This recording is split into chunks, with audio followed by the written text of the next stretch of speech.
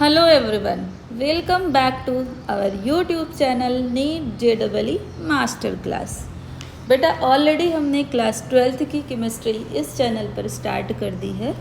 एक class already हो चुका है बेटा, ये हमारा सेकेंड क्लास है। बेटा हम कर रहे हैं क्लास 12th की केमिस्ट्री का फर्स्ट चैप्टर सॉल्यूशन, जिसमें हमारा पर्पज़ रहेगा NCERT line to line cover करने का। बेटा हमने लास्ट टाइम क्या किया था बेटा, हमने सॉल्यूशन के कंपोनेंट को समझा था बेटा। ये मैं NCERT की आपको हाइलाइटेड लाइंस दिखा रही हूँ। लास्ट क्लास में पूरा ये डिस्कस किया है अपन ने बेटा। होप है आपने रिवीजन कर लिया होगा और ये आपने याद भी कर लिया होगा बेटा। अगर नहीं याद किया हुआ है तो जाके वापस कर लीजिएगा बेटा। आज हम स्टार्ट करेंगे यहाँ से। तो बेटा लास्ट क्लास में मैंने आपको समझाया था कि जो सॉल्यूशन का कंसंट्रेशन है बेटा वो किस पर डिपेंड करेगा, वो डिपेंड करता है सॉल्यूट पे। तो अगर किसी सॉल्यूशन में सॉल्यूट का कंसंट्रेशन लेस है, मतलब कम है, तो वो सॉल्यूशन हमारा क्या हो जाता है बेटा, डाइल्यूट। और अगर किसी सॉल्यूशन में जो सॉल्यूट का कंसंट्रेशन है वो मोर है, मतलब ज़्यादा है, तो वो हमारा क्या हो जाएगा बेटा, वो हो जाएगा हमारा कंसंट्रेटेड सॉल्यूशन। पर अब सॉल्यूट कम है तो कितना कम है और ज़्यादा है तो कितना ज़्यादा है, ये मेजर करने के लिए बेटा अलग अलग तरीके हैं। तो ये मैं आपको NCERT से करवाती हूँ बेटा कि ये जो सॉल्यूशन के कंसंट्रेशन की क्वांटिटी मेजर करने का तरीका है बेटा, उसको हम कैसे कैसे कर सकते हैं। तो जो हमारी पहला मेथड है दैट इज़ मास परसेंटेज, मतलब वेट बाई वेट करेंगे अपन, ठीक है। कैसे डिफाइन कर सकते हैं बेटा, तो ये बहुत आसान है, आपको बस ध्यान देना है। तो अपन को क्या निकालना है बेटा, mass percentage of a component. क्या करना है बेटा, जिसका भी कंपोनेंट में आपका क्या हो सकता है बेटा, आपका हो सकता है सॉल्यूट और आपका हो सकता है सॉल्वेंट। तो जिसका भी आपको निकालना है उसको आपको ऊपर लिख देना है, ठीक है। तो लेट से आपको सॉल्यूट का निकालना है तो आप क्या लिख लेंगे, mass of the solute in the solution upon total mass of the solution into 100। बेटा अब इसको याद नहीं करना है, आपको समझ जाना है कि फॉर एग्जांपल आपको दिया गया है कि 10% ग्लूकोज का सॉल्यूशन है। आपको इससे क्या समझना है बेटा कि 10 ग्राम ऑफ जो ग्लूकोज है वो किस में डिज़ोल्व किया गया है बेटा, वो डिज़ोल्व किया गया है 90 ग्राम ऑफ वाटर में। तो जो आपका सॉल्यूशन है वो कितना हो गया बेटा, 100 ग्राम हो गया है। अब बेटा यहाँ पे छुपे हुए हैं आपके क्वेश्चंस। ऑलरेडी आपको पता है कि मैम आपको छुपे हुए क्वेश्चंस को बताने वाली है। ये छुपा हुआ है इसका एग्जाम्पल बेटा, कि इसका एग्जाम्पल क्या है। तो जो ब्लीचिंग सॉल्यूशन बनाया जाता है उसमें सोडियम हाइपोक्लोराइड का कितना मास है बेटा। तो जब अपन 362% ऑफ सोडियम हाइपोक्लोराइड वाटर में डिजॉल्व करते हैं तो वो क्या बन जाता है बेटा, ब्लीचिंग सॉल्यूशन। इसमें क्वेश्चन क्या आ सकता है बेटा कि ब्लीचिंग सॉल्यूशन जो है उसमें सॉल्यूट क्या है, तो आपको याद रखना है सोडियम हाइपोक्लोराइड कितना है, तो 3.62 मास परसेंटेज, मतलब 3.62 ग्राम अपन ने डिजॉल्व किया है, ठीक है। रेस्ट जितना बचा हुआ वाटर है अपना, ठीक है।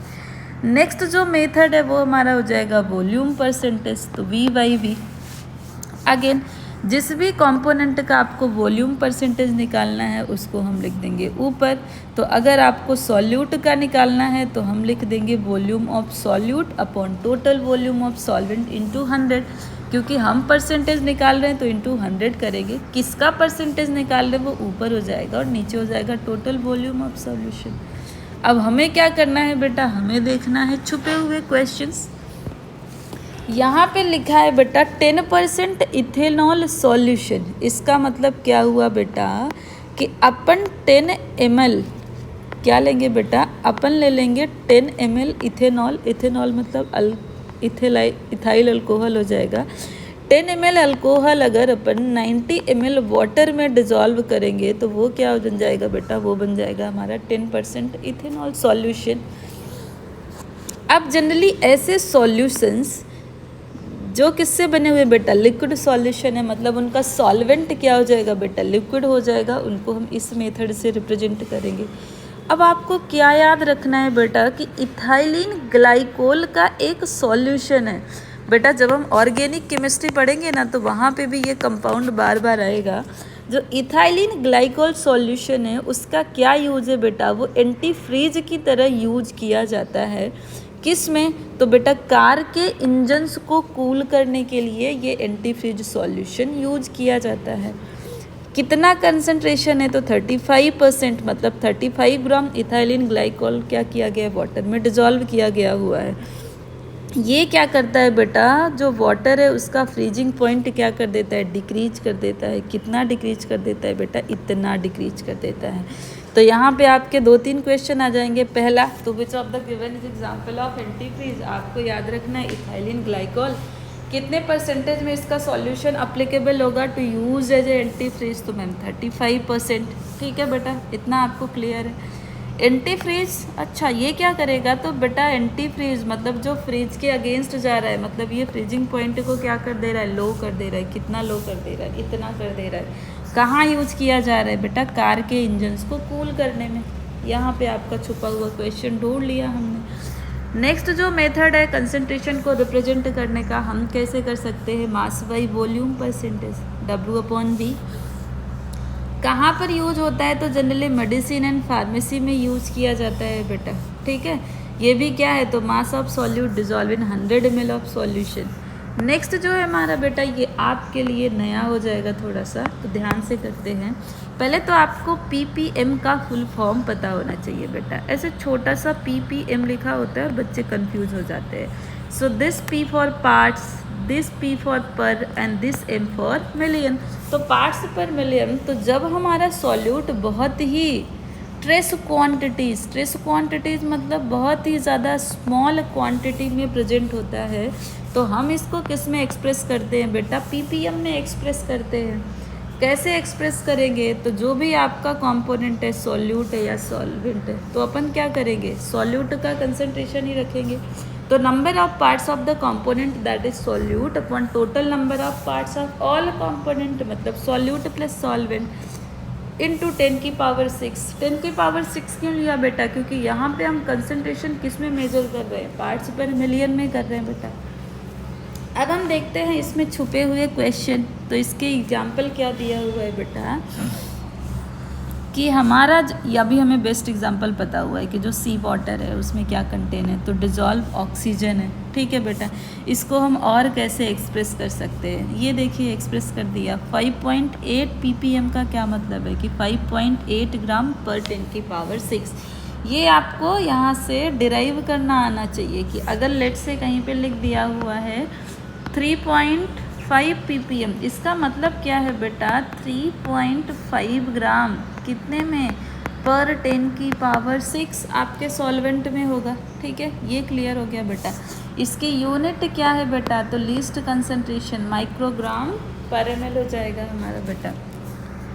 अब ये हमारा सबसे ज़्यादा इम्पॉर्टेंट कंसेप्ट है केमिस्ट्री का, जिसको हम 11th में भी हमने किया हुआ है बेटा, 12th में भी हम कर रहे हैं। मोल फ्रैक्शन, तो मोल फ्रैक्शन को रिप्रेजेंट किया जाता है बेटा काई से। किससे रिप्रेजेंट किया जाता है बेटा, इसको काई बोलते हैं। ठीक है, अब आपको जिसका भी मोल फ्रैक्शन निकालना हो, सॉल्यूट का या सॉल्वेंट का, उसको हमें लिख देना है number of moles of the component upon total number of the moles of the all component. All component मतलब हमने पढ़ा है कि सॉल्यूशन के 2 कंपोनेंट होंगे, सॉल्यूट एंड सॉल्वेंट। तो ये आपको एग्जांपल देखिए कि अगर आपको ए का मतलब लेट से कि ए हमारा सॉल्यूट है, तो अपन क्या लिख लेंगे, chi A equals to Na, number of moles of A मतलब solute upon number of moles of A plus number of moles plus B. अब अगर आपका ऐसा एक सॉल्यूशन है जिसमें मल्टीपल नंबर प्रेजेंट है, तो हम उसको इस तरह से क्या कर सकते हैं बेटा, निकाल सकते हैं।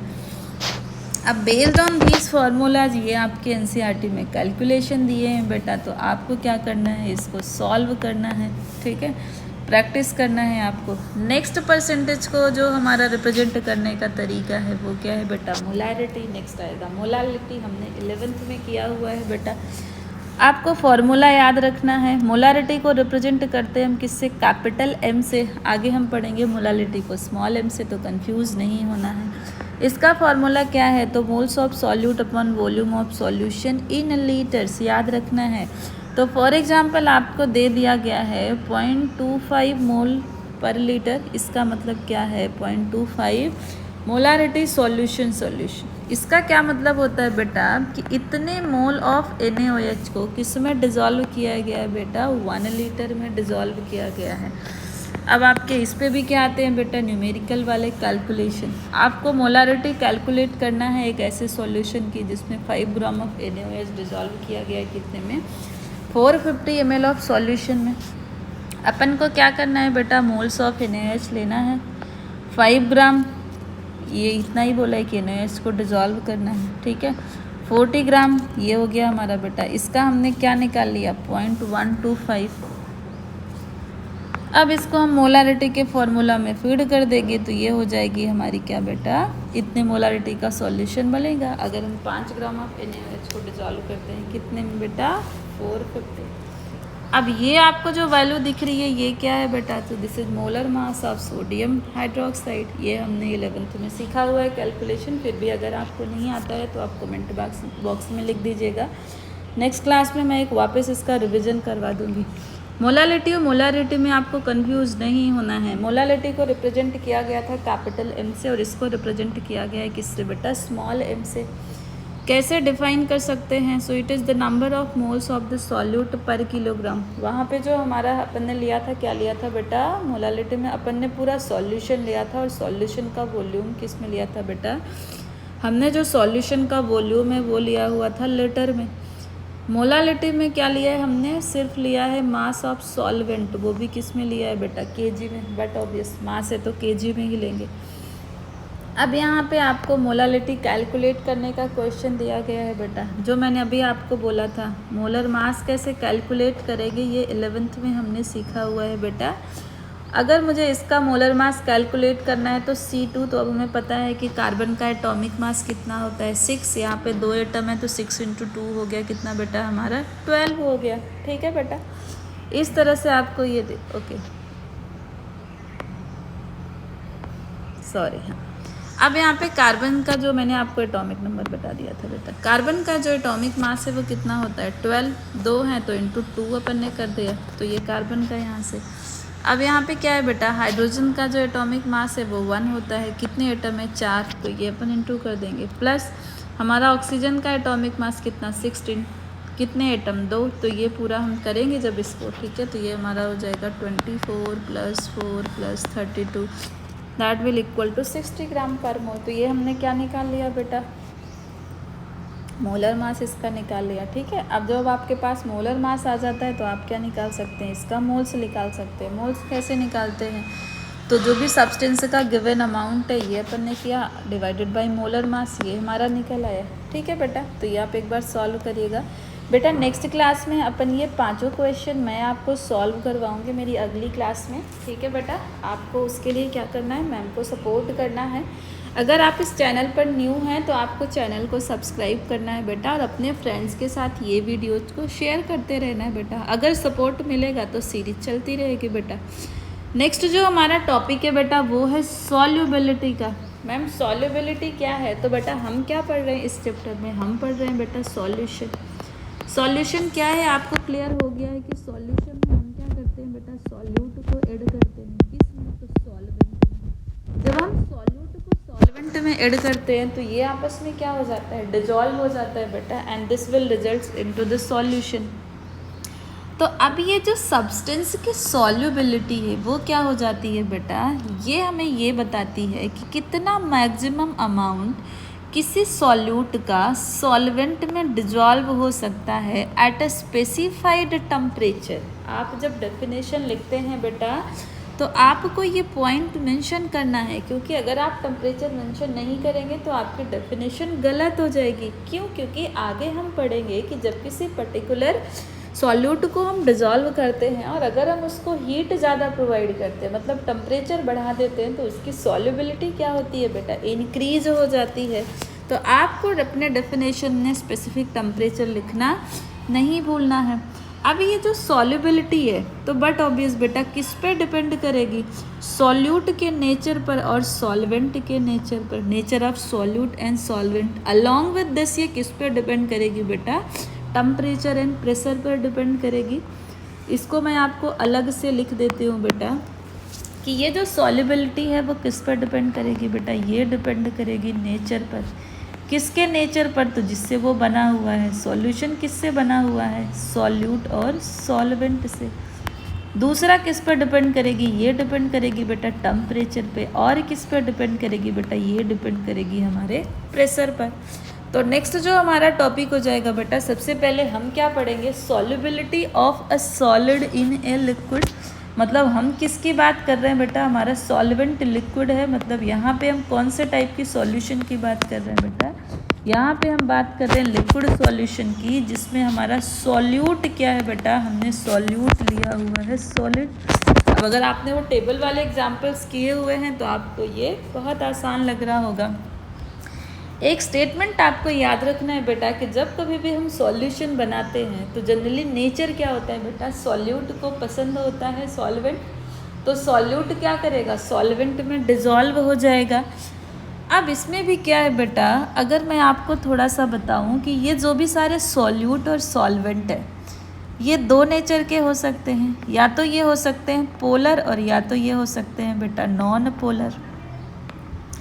अब अगर आपका पोलर सॉल्यूट है तो क्या उसको नॉन पोलर सॉल्वेंट पसंद होगा, नहीं बेटा, उनका नेचर सेम होना चाहिए।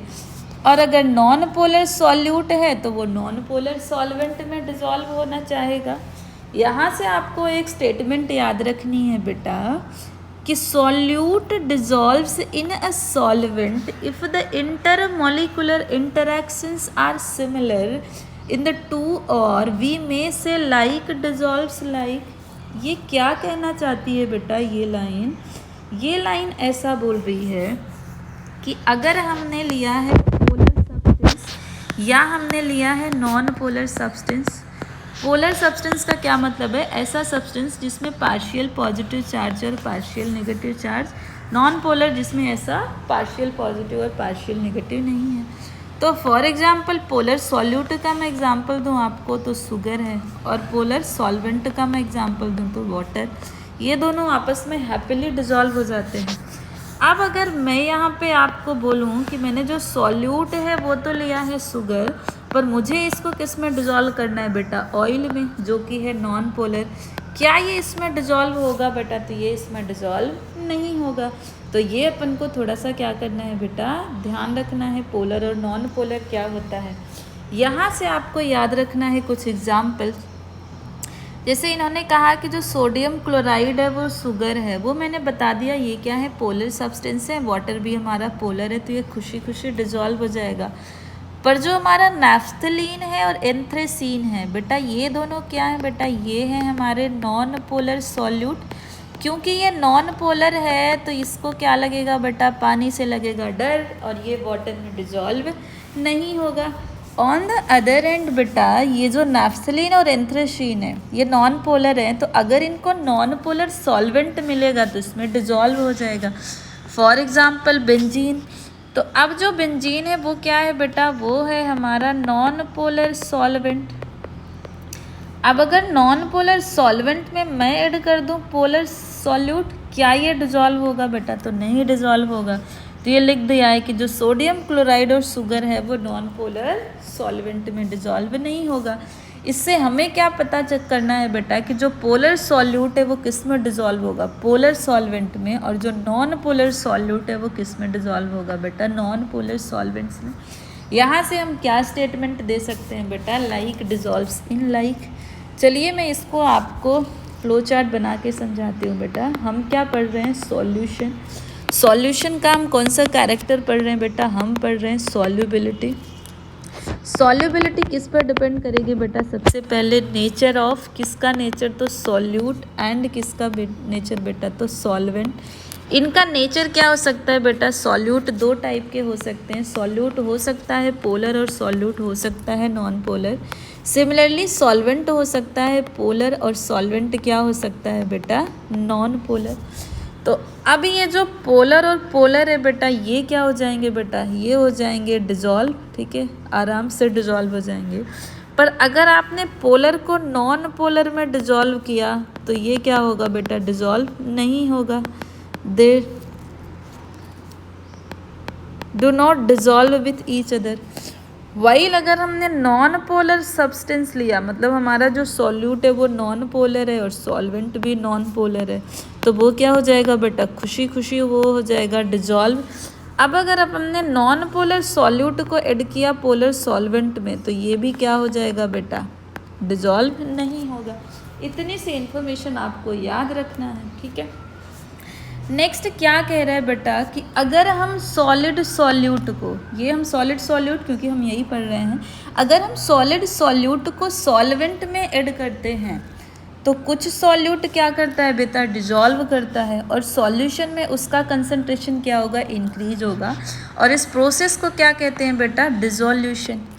कुछ सॉल्यूट पार्टिकल जो सॉल्यूशन में है वो क्या करेगा, सॉलिड सॉल्यूट से क्या करेगा, कोलाइड करेगा, और क्या करेगा, वो सॉल्यूशन से बाहर आ जाएगा। इस प्रोसेस को हम क्या कहते हैं बेटा, क्रिस्टलाइजेशन। अब एक ऐसा टाइम पर आएगा बेटा, एक ऐसा टाइम आएगा कि ये जो दोनों प्रोसेस हो रहे हैं वो सेम रेट पर होंगे, मतलब जितना सॉल्यूट डिजॉल्व होगा उतना ही सॉल्यूट वहाँ से बाहर आएगा, ठीक है। तो अब क्या हो जाएगा बेटा, जो नंबर ऑफ सॉल्यूट के पार्टिकल्स हैं सॉल्यूशन में जा रहे हैं, that would be equal to the number of solute particles coming out from the solution. उससे क्या हो जाएगा, state of dynamic equilibrium reached होगा, जिसको हम ऐसे रिप्रेजेंट कर सकते हैं बेटा। अब इस स्टेज पर जो सॉल्यूट का कंसंट्रेशन है सॉल्यूशन में वो क्या रहेगा बेटा, सेम रहेगा, क्योंकि जितना डिजॉल्व हो रहा है उतना ही क्या हो रहा है, बाहर आ रहा है। हमें याद रखना है कि कब ऐसा होगा, under given condition, that is temperature and pressure क्या होगा बेटा, उनका फिक्स्ड होगा, ठीक है। अब सेम प्रोसेस ही कौन फॉलो करेगा, गैसेस भी हमारी फॉलो करेंगी जब हम उनको लिक्विड सॉल्वेंट में डिजॉल्व कर सकते हैं, ठीक है।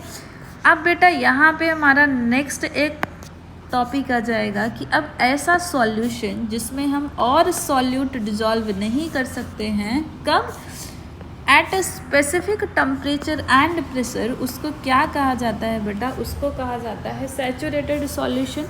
तो अनसैचुरेटेड सॉल्यूशन इसका उल्टा हो जाएगा कि ऐसा सॉल्यूशन जिसमें हम और सॉल्यूट डिजॉल्व कर सकते हैं at specific temperature and pressure, ठीक है, तो वो अनसैचुरेटेड हो जाएगा।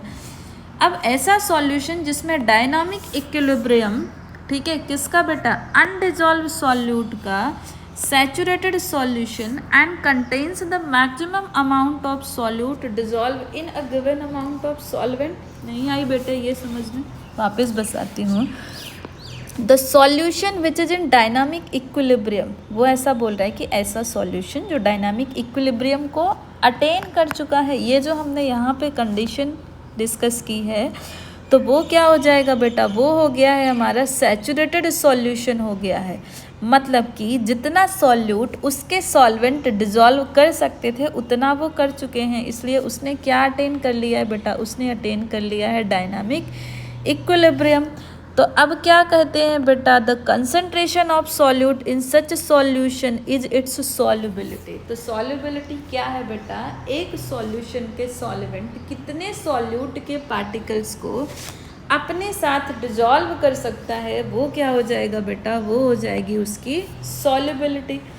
अब ये जो सब्सटेंस की सॉल्युबिलिटी है वो किस पर डिपेंड करेगी बेटा, नेचर ऑफ अनदर सब्सटेंस। मतलब हमने क्या पढ़ा कि जो सॉल्युबिलिटी है बेटा वो 3 फैक्टर पर डिपेंड करेगी, nature of solute and solvent जो हमने पढ़ लिया। नेक्स्ट हम क्या पढ़ेंगे बेटा कि टेम्परेचर के ऊपर किस तरह से सॉल्युबिलिटी डिपेंड करेगी। तो बेटा हमें पता है कि अगर हम टेम्परेचर बढ़ाएंगे तो सॉल्युबिलिटी क्या हो जाएगी बेटा, इंक्रीज हो जाएगी। इसको एक्सप्लेन करने के लिए कौन सा प्रिंसिपल यूज किया गया है बेटा, लीस्ट चाटेलियल प्रिंसिपल। ये प्रिंसिपल क्या कहता है बेटा कि अगर कोई सॉल्यूशन सैचुरेटेड सॉल्यूशन है, the dissolution process is endothermic. इसका क्या मतलब है कि जब सॉल्यूट सॉल्वेंट में डिजॉल्व हो रहा है तो उससे क्या हो रही है, एनर्जी एब्जॉर्ब हो रही है, मतलब वो क्या है, एंडोथर्मिक है। तो सॉल्युबिलिटी क्या होगी बेटा, टेम्परेचर बढ़ाने पे क्या हो जाएगी बेटा, इंक्रीज हो जाएगी। पर अगर डिसोल्यूशन एक्जोथर्मिक है, मतलब कि जब सॉल्यूट डिजॉल्व हो रहा है तो एनर्जी रिलीज हो रही है, तो टेम्परेचर बढ़ाने पर सॉल्युबिलिटी क्या होगी बेटा, डिक्रीज हो जाएगी। मैं आपको अब इसको वापस समझाती हूँ बेटा। ये पूरा पैराग्राफ में इसमें हमने क्या समझा बेटा, अभी तक हमने समझ लिया कि लाइक डिज़ोल्व, लाइक मतलब पोलर पोलर में डिज़ोल्व होगा और नॉन पोलर नॉन पोलर में डिज़ोल्व होगा। अब ये जो डिज़ोल्व होगा उसको हमने क्या समझा बेटा कि जो सॉल्यूशन है, ठीक है, तो सॉल्यूशन हम कैसे बनाएंगे। तो मैं ले लेती हूँ बेटा क्या, एक मैंने लिया कंटेनर और इसमें मैं ऐड करती हूँ बेटा क्या, वाटर, है ना। लेट्स से ये मैंने ऐड कर दिया वाटर। तो एक टाइम क्या होगा बेटा कि इसमें जो सॉल्वेंट है उसका अमाउंट ज़्यादा है। अब मैं धीरे धीरे इसमें क्या करूँगी बेटा, मैं इसमें ऐड कर देती हूँ सॉल्यूट। तो जब मैं इसमें सॉल्यूट ऐड कर रही हूँ बेटा, तो इसमें हमारा जो सॉल्यूट है वो क्या होगा, धीरे धीरे डिज़ोल्व होगा। अब सॉल्यूट के डिज़ोल्व होने का जो प्रोसेस है बेटा उसको हम क्या कहते हैं, याद करिए, अभी मैंने समझाया। सॉल्यूट के डिज़ोल्व होने का जो प्रोसेस है वो हो जाएगा डिज़ोल्यूशन। जैसे जैसे सॉल्यूट इसमें डिज़ोल्व होगा बेटा, इस सॉल्यूशन में सॉल्यूट का कंसंट्रेशन क्या हो जाएगा, इंक्रीज हो जाएगा। अब अगर सॉल्यूशन में सॉल्यूट का कंसंट्रेशन इंक्रीज हुआ तो एक टाइम क्या आएगा बेटा कि जब हम और सॉल्यूट ऐड कर सकते हैं। तो मान लीजिए अपन ने ये सॉल्यूट गया, इस सॉल्यूट के चांसेस क्या हैं कि इससे भी टकरा सकता है, इससे भी टकरा सकता है। अब अगर मेरा सॉल्यूट दूसरे सॉल्यूट को इनकाउंटर करेगा तो क्या ये डिज़ोल्व होगा बेटा, सॉल्यूट और सॉल्यूट तो डिज़ोल्व नहीं होगा, तो ये क्या हो जाएगा, अलग आ जाएगा। तो ये क्या कह देंगे बेटा, हम इसको कह देते हैं क्रिस्टलाइजेशन। क्या कहते हैं बेटा, क्रिस्टलाइजेशन। वापस मैं आपको समझाती हूँ बेटा क्या होगा बेटा। यहाँ पे देखिए, यहाँ पे अपने ने क्या लिया है, सॉल्वेंट। तो मान लीजिए ये है हमारा, पहले क्या था, सॉल्वेंट मॉलिक्यूल था। फिर मैंने इसमें क्या ऐड किया बेटा, सॉल्यूट। तो जब मैंने यहाँ पे सॉल्यूट ऐड कर दिया तो धीरे धीरे क्या होगा, ये सॉल्यूट जो है वो मूव करके आएगा, इसके पास डिज़ोल्व हो गया, ये इसके पास डिज़ोल्व हो गया, ये इसके पास डिज़ोल्व हो गया। तो अब हम क्या देखेंगे कि जो हमारा सॉल्यूशन है उसका कंसंट्रेशन क्या हो रहा है बेटा, सॉल्यूशन में हमारे सॉल्यूट का कंसंट्रेशन क्या होगा, इंक्रीज होगा। अब मान लीजिए मैं और सॉल्यूट इसमें ऐड कर रही हूँ, तो ये सॉल्यूट के चांसेस क्या हैं, हो सकता है ये इस सॉल्यूट से टकराएगा। जब ये इस सॉल्यूट से टकराता है तो जो सॉल्यूट ऑलरेडी सॉल्वेंट से बाइंड हुआ था वो बाहर निकल जाएगा और वापस ये इसके साथ क्या हो जाएगा, अटैच हो जाएगा। तो ये जो सॉल्यूट बाहर निकला, इस प्रोसेस को हम क्या कहते हैं बेटा, हम कहते हैं क्रिस्टलाइजेशन। इतना आया समझ में बेटा। एक टाइम पर ऐसा आ जाएगा बेटा कि जो डिज़ोल्यूशन की रेट है, क्या है बेटा, जो डिज़ोल्यूशन की रेट है वो किसके बराबर हो जाएगी बेटा, वो बराबर हो जाएगी क्रिस्टलाइजेशन की रेट पे। मतलब कि जितना सॉल्यूट डिज़ोल्व होगा सॉल्वेंट के साथ उतना ही सॉल्यूट क्या करेगा, बाहर निकलेगा। तो यहाँ पे क्या अटेन हो जाती है बेटा, इक्विलिब्रियम स्टेट अटेन हो जाती है। इतनी चीज़ें हमने पढ़ लिया बेटा। अभी ये क्या कह रहा है कि टेम्परेचर इसको कैसे इफ़ेक्ट करता है, तो मैं आपको बता देती हूँ कि जो टेम्परेचर है वो दो तरीके से अफेक्ट करेगा। तो लेट से हम समझते हैं कि जो हमारा सॉल्यूशन बन रहा है उसमें जब सॉल्यूट और सॉल्वेंट आपस में क्या कर रहे हैं, डिज़ोल्व कर रहे हैं, तो हो सकता है इस प्रोसेस में क्या होगा बेटा, एनर्जी रिलीज हो रही है। अब अगर एनर्जी रिलीज हो रही है मतलब ये कैसा है बेटा, ये हो जाएगा हमारा एक्सोथर्मिक। इतनी बात आई समझ में बेटा, ये अपना फर्स्ट केस है।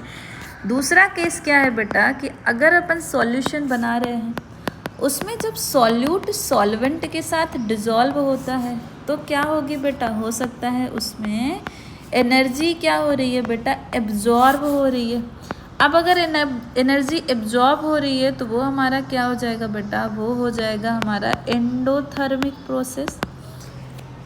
अब इसके ऊपर टेम्परेचर का इफ़ेक्ट कैसे होगा बेटा, तो जब मैं इसको टेम्परेचर प्रोवाइड करूँगी तो ये वाले प्रोसेस में हम पहले समझते हैं कि इसके पास ऑलरेडी एनर्जी बहुत ज़्यादा है। अब अगर हम इसको और ज़्यादा एनर्जी देते हैं बेटा तो यहाँ पे जो सॉल्युबिलिटी है वो क्या हो जाएगी बेटा, सॉल्युबिलिटी हो जाएगी डिक्रीज। नेक्स्ट वाला जो केस है बेटा ये कैसा है, एंडोथर्मिक। मतलब जब ये डिजॉल्व होता है तो एनर्जी इसको चाहिए, हमने क्या दिया, इसको एनर्जी दिया, तो बट ऑब्वियस इसकी जो सॉल्युबिलिटी है वो क्या हो जाएगी बेटा, वो हो जाएगी इंक्रीज। तो ये आपको एनसीईआरटी में यही लाइन समझा रही है बेटा। लास्ट वाले में ये क्या कहता है कि अगर डिजोल्यूशन का प्रोसेस एंडोथर्मिक है, मतलब एनर्जी उसको चाहिए, तो अपन टेम्परेचर हीट प्रोवाइड करेंगे तो सॉल्युबिलिटी इंक्रीज हो जाएगी। पर अगर वो एक्जोथर्मिक है, मतलब सॉल्यूट जब सॉल्वेंट में डिजॉल्व होता है तो एनर्जी रिलीज होगी, तो सॉल्युबिलिटी क्या हो जाएगी बेटा, सॉल्युबिलिटी डिक्रीज हो जाएगी। प्रेशर का यहीं पे कर लेते हैं कि प्रेशर का जब सॉलिड और लिक्विड का सॉल्यूशन है तो वहाँ पे इतना ज़्यादा इफेक्ट नहीं होता है, क्योंकि सॉलिड में जो पार्टिकल्स हैं उनको हम कंप्रेस नहीं कर सकते हैं। तो ये वाला जो फैक्टर है वो मेनली जो हम गैस के सॉल्यूशन को डिजॉल्व करेंगे ना बेटा, वहाँ पे हम ज़्यादा पढ़ेंगे। तो बेटा आज की क्लास में इतना ही करते हैं, नेक्स्ट क्लास में फर्दर हम टॉपिक करेंगे that is solubility of gas in a liquid.